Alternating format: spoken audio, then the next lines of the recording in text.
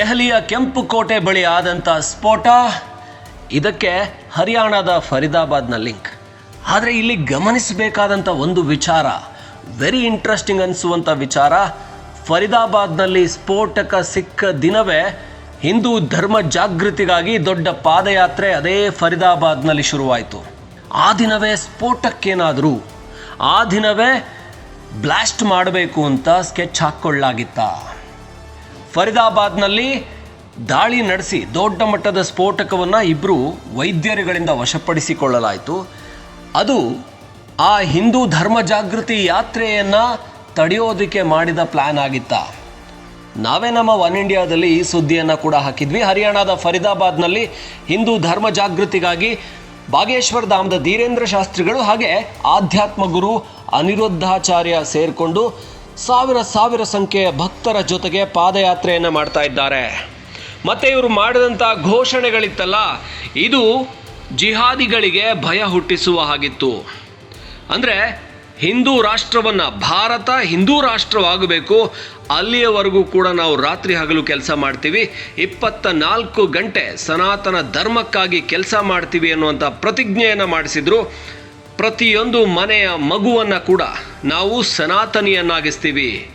ನಾವು ಗಾಯ್, ಗಂಗಾ, ಗೀತಾ, ಗೌರಿ, ಗಾಯತ್ರಿ, ಗೋಪಾಲ್ ಅಂದರೆ ಗೋವು ಹಾಗೆ ಗಂಗೆ, ಗೌರಿ, ಗೋಪಾಲ ಇವೆಲ್ಲವನ್ನು ಕೂಡ ಅದರ ಒಂದು ಪ್ರಬುದ್ಧತೆಯನ್ನು, ಮಹತ್ವವನ್ನು, ಅದರ ಗಟ್ಟಿತನವನ್ನು ಉಳಿಸ್ಕೊಂಡು ಹೋಗ್ತೀವಿ, ಅದನ್ನು ಕಾಪಾಡ್ತೀವಿ ಅನ್ನುವಂಥ ಒಂದು ಪ್ರತಿಜ್ಞೆಯನ್ನು ಮಾಡಿದರು.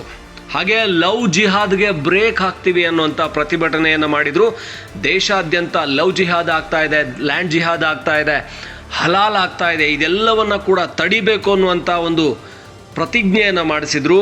ಬಾಗೇಶ್ವರ ಧಾಮದ ಧೀರೇಂದ್ರ ಶಾಸ್ತ್ರಿ ಹಾಗೆಯೇ ಅನಿರುದ್ಧಾಚಾರ್ಯ ಅವರು ಈ ಒಂದು ದೊಡ್ಡ ಪಾದಯಾತ್ರೆಗೆ ಚಾಲನೆ ಕೊಟ್ಟರು. ಇದರ ಪ್ರಮುಖ ಉದ್ದೇಶ ಆಗಿದ್ದು ಭಾರತವನ್ನು ಹಿಂದೂ ರಾಷ್ಟ್ರ ಮಾಡಬೇಕು ಅನ್ನೋದು.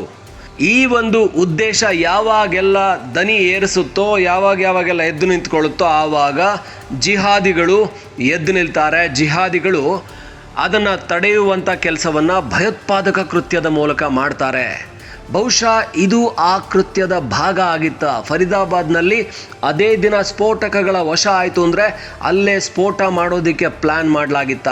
ಅದರ ಒಂದು ಭಾಗವನ್ನು ದೆಹಲಿಗೆ ಕಳಿಸಲಾಗಿತ್ತ. ಅದು ದೆಹಲಿಯಲ್ಲಿ ಬಂದು ಸ್ಫೋಟ ಆಗಿ ಫರೀದಾಬಾದ್ನಲ್ಲಿ ಯಶಸ್ವಿಯಾಗದೇ ಇದ್ದಂಥ ಕೆಲಸ ದೆಹಲಿಯಲ್ಲಿ ಯಶಸ್ವಿ ಆಯಿತಾ. ಒಂದೇ ದಿನ ಹಲವು ಕಡೆಗಳಲ್ಲಿ ಇದನ್ನು ಮಾಡುವಂಥ ಯೋಜನೆಯನ್ನು ಹಾಕ್ಕೊಳ್ಳಲಾಗಿತ್ತು.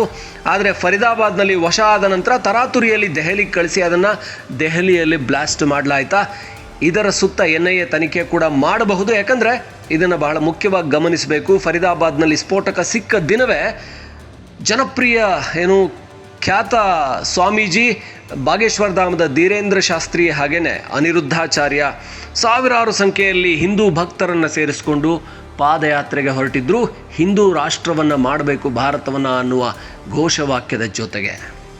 देश में एक सबसे विचित्र बात है कि जब भी धमाके हुए और जो भी हुए उनमें कहीं ना कहीं एक कट्टरपंथी मजहबी विचारधारा के लोगों ने किया और हमेशा भारत को, भारत माता को, सनातन को टारगेट बनाकर किया. कल जो हुआ घोर निंदनीय, अमानवीय है. भगवान से प्रार्थना है जिनका शरीर पूरा हुआ उन्हें अपने चरणों में स्थान दें. हम शोक संवेदना व्यक्त कर रहे हैं. कल हमने मौन धारण भी किया. परंतु ये सिद्ध है कि कट्टर मजहबी पंथ की सोच की विचारधारा के लोगों पर लगाम लगाने के लिए अब सनातनियों को एक होना ही पड़ेगा. और हम एक बात और कहना चाहेंगे, तुम कितना भी भारतीयों को डरा दो, सनातनियों को डरा दो, न हम डरेंगे.